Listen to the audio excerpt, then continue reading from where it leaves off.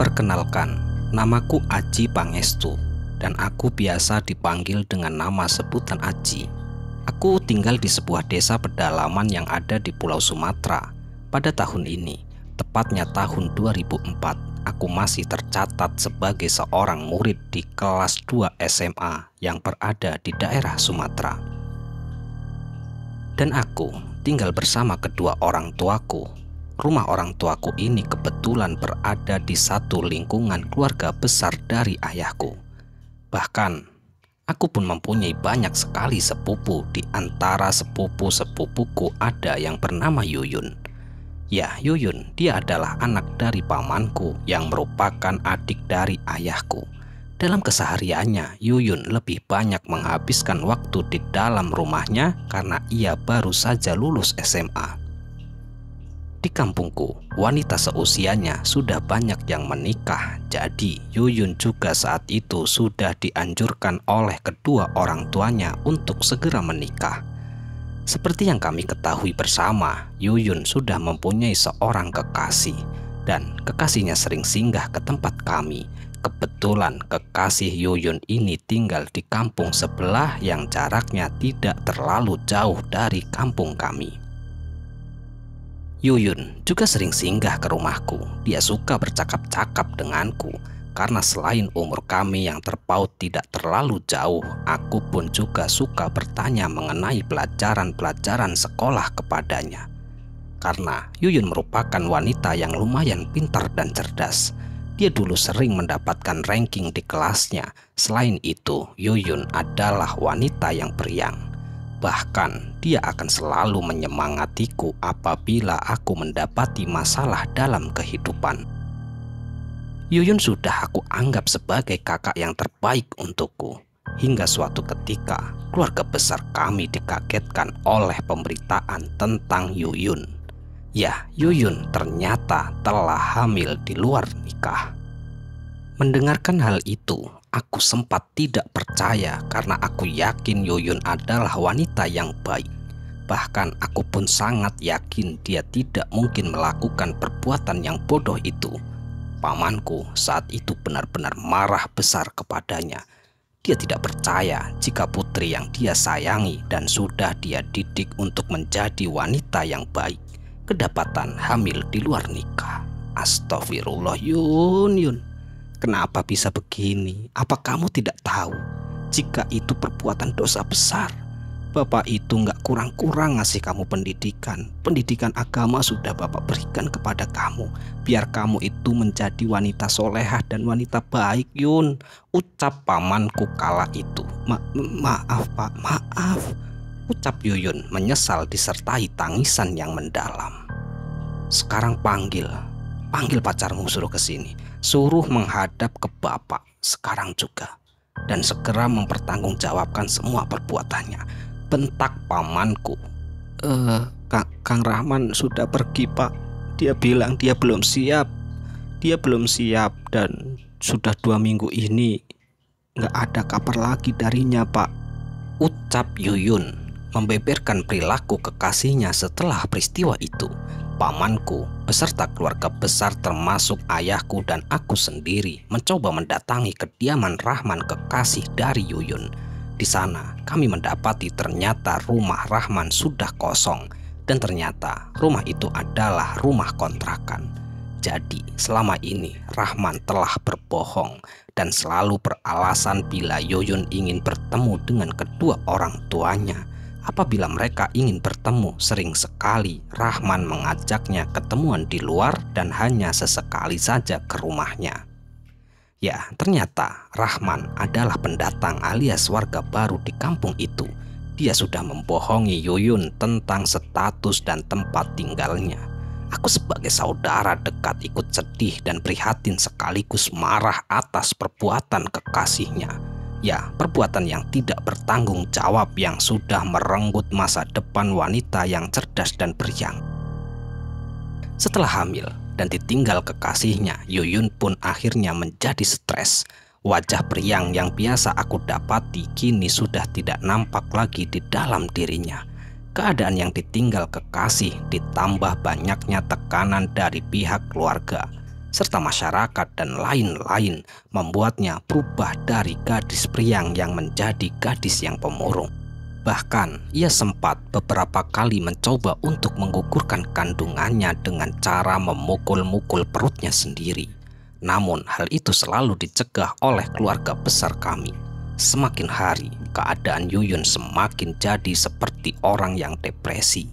Dia sudah tidak mau makan, tidak mau berbicara, dan tidak mau lagi keluar kamar. Sampai akhirnya kondisinya pun menjadi kurus kering karena tekanan batin. Ya, Yuyun kini hanya bisa terbaring lemas di atas kasur. Semua pengobatan sudah dilakukan baik medis maupun non-medis, namun kondisinya tak juga membaik sedikit pun. Aku pun terkadang merasa tidak tega mendengar rintihannya menahan rasa sakit yang sepertinya luar biasa sakitnya. Dan hari itu ternyata menjadi hari terakhir Yuyun berada di rumah keluarga besar kami. Ya, setelah penderitaannya selama ini, pada akhirnya Yuyun pun menghembuskan nafasnya yang terakhir. Selama 2 minggu ini, Yuyun memang sangatlah tersiksa. Dengan badan yang kurus yang hanya menyisakan kulit dan tulang itu, hanya bisa terbaring lemah di atas ranjang. Setiap hari aku mendengarkan bagaimana suara napas Yuyun yang terengah-engah seperti orang menderita asma. Kadang matanya melotot hingga terlihat urat-urat yang tertarik di balik kulitnya. Dan kini penderitaannya akhirnya berakhir. Ya, Yuyun meninggal dunia karena suatu penyakit yang aku sendiri tidak mengetahui. Namun yang jelas kondisi terakhir dari Yuyun sangat memprihatinkan. Sungguh sangat tidak terbayangkan kondisi Yuyun yang kala itu sedang hamil, tertekan secara mental dan emosional. Menghadapi hal ini, rasa sedih menyelimuti keluarga besar kami, terutama pamanku dan keluarganya. Yuyun yang diharapkan menjadi anak yang bisa membahagiakan keluarganya berakhir dengan sangat tragis. Dan pada akhirnya Yuyun pun langsung dimakamkan di hari itu juga. Setelah jasad Yuyun diurus, dimandikan, dikafani, dan disolatkan hingga akhirnya jenazah Yuyun pun dimakamkan. Semua prosesi pemakaman pun berlangsung dengan lancar seperti pemakaman pada umumnya. Jasad Yuyun yang terbalut kain kafan kini sudah tertimbun oleh tanah. Aku yang menyaksikan sendiri pemakaman sepupu terbaikku, Yuyun berharap dia tenang dan tidak lagi tersiksa. Akan tetapi, setelah meninggalnya Yuyun, banyak hal-hal aneh mulai terjadi.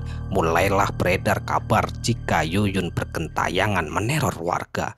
Menurut kabar yang beredar di kampungku, setiap malam sosok yang menyerupai Yuyun berkeliaran berkeliling dari rumah ke rumah untuk mengganggu warga, bahkan keluarganya sendiri. Hal itu membuat warga sekitar menjadi takut untuk keluar malam. Suasana kampungku pun mendadak menjadi sepi, tidak ada yang berani lagi keluar di atas jam 8 malam. Di sini, aku sendiri pun sebenarnya pernah beberapa kali bertemu dengan sosok yang menyerupai sepupuku Yuyun. Berawal dari malam pertama kematian Yuyun, semua warga seperti biasanya baru kembali pulang ke rumahnya masing-masing.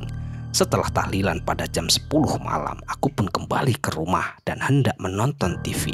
Ya, sebelum menonton TV, aku terlebih menuju ke kamar untuk melepaskan baju kokoku dan menggantinya dengan kaos oblong putih yang sudah kusiapkan untuk tidur. Sebagai anak laki-laki, ayahku memberikan aku kamar di bagian depan yang terletak persis di samping ruang tamu. Sehingga ketika ingin tidur, aku pun selalu menyempatkan diri untuk menonton TV di ruang tamu. Saat itu, keadaan rumah sedang sangat sepi. Ayah yang bergadang di rumah paman dan ibu yang sudah tidur di kamar. Di ruang TV hanya ada jendela yang langsung menghadap ke depan rumah. Sedangkan pintu masuk rumahku berada di ruang tamu. Posisi kursi tempat aku duduk persis membelakangi jendela tersebut. Saat itu, aku sedang duduk di kursi sambil memakan cemilan yang biasa kusiapkan, kacang rebus, ubi, dan kopi. Tiba-tiba saja suasana malam itu yang awalnya sedikit gerah menjadi dingin. Hembusan angin dari luar terasa hingga masuk ke dalam rumahku. Dan ketika sedang fokus menonton TV, Tiba-tiba saja aku mendengar suara ketukan jendela. Seketika aku pun mengarahkan pandanganku ke arah jendela. Aku hanya terdiam dan mulai berpikir keras, siapa yang mengetuk itu? Dan di saat itu, aku pun tidak mau mengambil pusing. Aku pun kembali melanjutkan menonton TV. Tiba-tiba saja, ku dengar kembali mendengarkan suara ketukan di jendela itu lagi. Aku pun langsung berkata, "Siapa? Siapa?" ucapku. Dan tidak lama kemudian terdengarlah suara sahutan dari ucapanku itu. "Ini aku Yuyun, Ci." Terdengar jelas suara Yuyun lirih dari arah luar jendela menjawab ucapanku. Seketika aku pun terdiam. Aku tak sadar apa yang sudah diucapkan suara itu. Yang jelas, suara itu adalah suara orang yang sangat aku kenal. Seketika aku pun langsung berbalik badan dan menatap ke arah jendela. Rasa penasaran sekaligus takut dalam benakku. Siapa sih malam-malam iseng? Ini Yuyun, bukain pintu, Ci. Ucap suara itu lagi dengan lirih. Aku pun langsung tersadar. Ya, itu adalah suara Yuyun. Seketika aku merinding, keringat dingin mengucur membasahi tubuhku. Jelas sekali suara itu adalah suara Yuyun yang tadi siang baru saja dimakamkan. Aku menahan untuk tidak bersuara. Nafasku mulai tidak terkendali, tanganku mulai bergetar. Suara itu masih saja terdengar dari arah luar jendela. Aku pun mulai mundur menjauhi jendela lalu berdoa. Berdoa apapun yang aku bisa. Aku ulangi terus doa itu, berharap makhluk sosok ataupun apalah itu yang ada di luar sana segera pergi. Hingga akhirnya suara itu pun tidak terdengar lagi. Aku mulai bisa menenangkan diri. Suara TV yang sedari tadi menyala seakan tidak mengurangi rasa takutku akan suara yang kudengar di luar sana. Merasa sudah tidak mood lagi untuk menonton TV, aku pun memutuskan untuk segera tidur. Namun, aku melakukan hal terbodoh pada malam itu.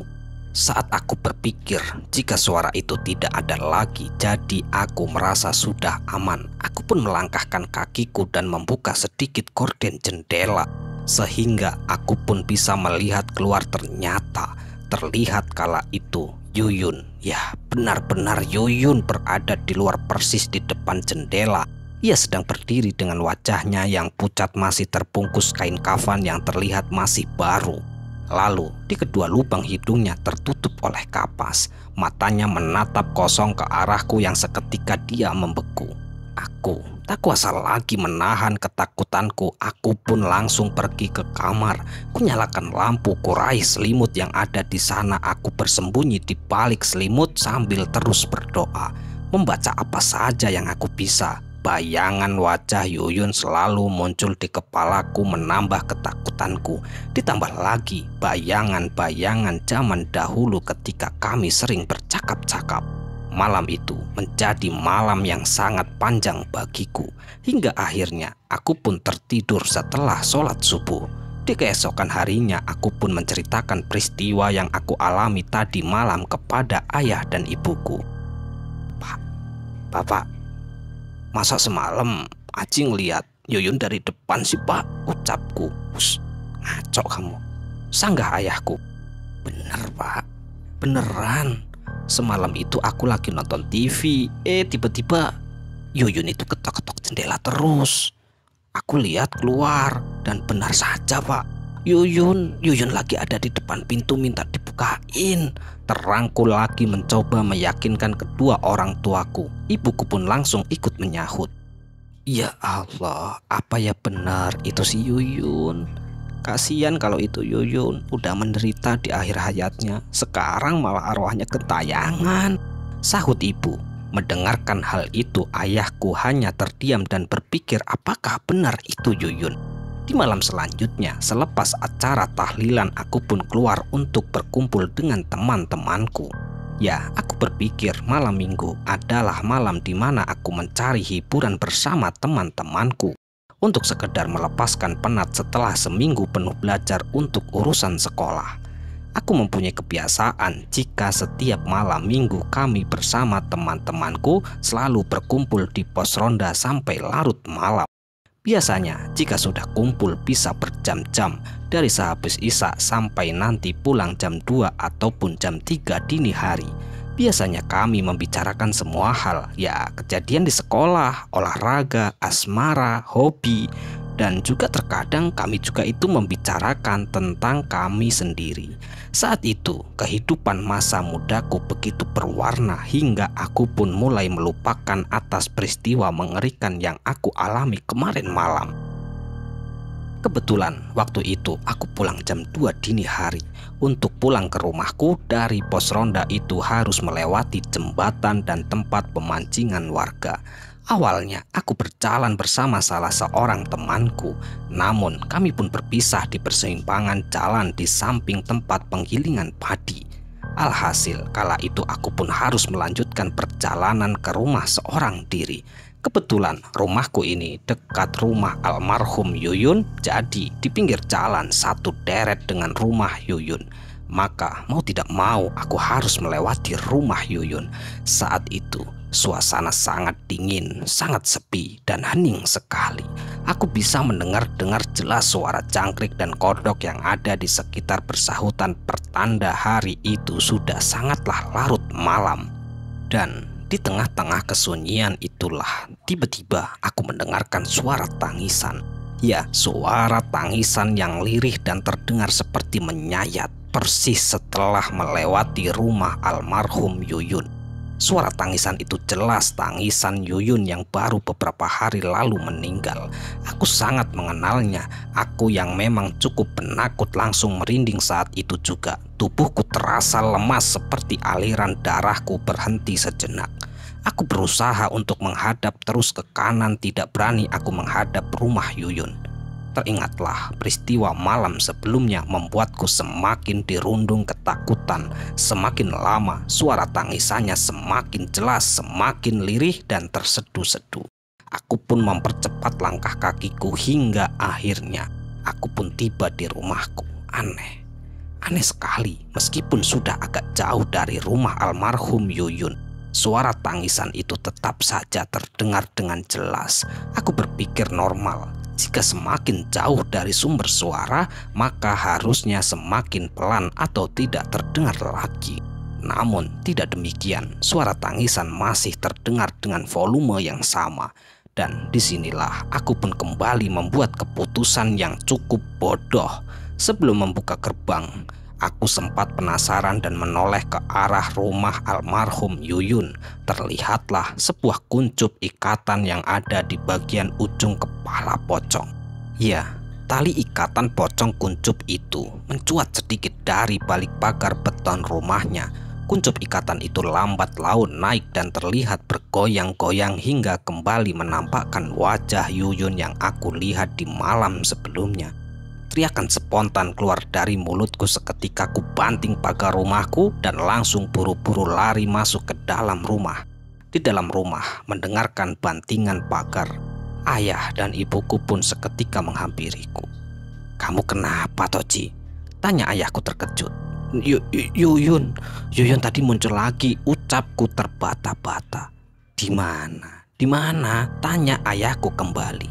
Di rumah paman." Di malam itu, aku pun tidak berani tidur sendirian. Aku memilih untuk tidur bersama ayah dan ibuku. Di hari berikutnya, aku mendapati kabar jika keluarga pamanku yang merupakan ayah dari Yuyun mengalami hal yang serupa denganku. Ibuku bercerita saat di malam kedua, ada beberapa sanak saudara dari jauh yang menginap di rumah Yuyun. Mereka ada yang tidur di sofa dan sebagian menggelar karpet lalu tidur di lantai bersama-sama. Saat itu pukul 1 dini hari, sepupu Yuyun yang bernama Fitri terbangun. Ya, ia terbangun karena mendengar suara tangisan. Awalnya Fitri mengira jika itu adalah ibu Yuyun yang menangis karena sedih baru ditinggal oleh anaknya. Mendengar hal itu, Fitri pun langsung membangunkan ayahnya dan diberitahu bahwa ibu Yuyun sedang menangis. Bahkan setelah aku dan salah satu keluarga besar paman yang melihat penampakan almarhum Yuyun sejak malam pertama hingga malam ke-7 hari meninggalnya Yuyun secara berturut-turut. Pada hari berikutnya, teror Yuyun tidak hanya mengganggu keluarga besarku saja, bahkan Pak RT di kampungku pun juga mengalaminya. Setelah sekian banyaknya warga yang diteror penampakan arwah Yuyun, hingga akhirnya para warga di kampung kami pun sepakat untuk mengadakan sebuah pertemuan untuk mencari solusi dalam rangka menghadapi hantu almarhum Yuyun yang bergentayangan. Kami berusaha melakukan apapun untuk segera mengakhiri teror ini. Akhirnya di sini semua warga pun setuju untuk mengadakan pengajian dalam rangka mendoakan Yuyun agar tenang di alam sana, dan juga berdoa untuk meminta keselamatan dan ketenangan kampung. Semua keluarga dan seluruh warga pun akhirnya sepakat untuk menggelar pengajian dengan dipimpin oleh Ustadz, dengan harapan gangguan ini segera selesai. Bahkan sempat juga diadakan pengajian di makam tempat Yuyun disemayamkan. Di sini pun Pak Ustadz meminta agar seluruh keluarga besar, khususnya ayah dan ibunya, benar-benar mengikhlaskan kepergian Yuyun, agar nantinya tidak ada lagi kemunculan sosok yang menyerupai anaknya itu. Dan alhamdulillah, setelah dilakukan doa bersama mendoakan almarhum Yuyun dengan harapan arwah Yuyun tenang dan diterima di sisinya, kini keadaan kampungku perlahan demi perlahan mulai membaik dan para warga mulai berani keluar malam untuk beraktivitas. Selesai. Ya, sekian cerita dari salah satu sahabat kita ya. Semoga cerita ini bisa menghibur dan cerita ini bisa bermanfaat yang kami harapkan. Dan kami ucapkan terima kasih banyak kepada teman-teman semua yang telah mendukung kami. Semoga amal kebaikan teman-teman dibalas oleh Allah Subhanahu wa Ta'ala berupa hal-hal yang lebih baik dan lebih bermanfaat dalam kehidupan kita. Dan untuk teman-teman yang sedang sakit, semoga diberi kesembuhan. Yang sedang mengalami kesulitan, semoga diberi kelancaran dalam segala hal. Amin, amin ya robbal alamin. Dan tak lupa kami ucapkan mohon maaf yang sebesar-besarnya jika ada kata-kata yang salah yang kami sampaikan di dalam cerita. Dan sekali lagi untuk teman-teman mungkin yang baru saja mendengar cerita-cerita dari channel Kegelapan Sunyi, yang belum mendukung kami, silahkan dukung kami dengan cara klik tombol subscribe-nya agar kami ini lebih bersemangat lagi membuat cerita-cerita terbaru di channel Kegelapan Sunyi. Bye, sampai jumpa di cerita selanjutnya. Akhirul qouli, wassalamualaikum warahmatullahi wabarakatuh.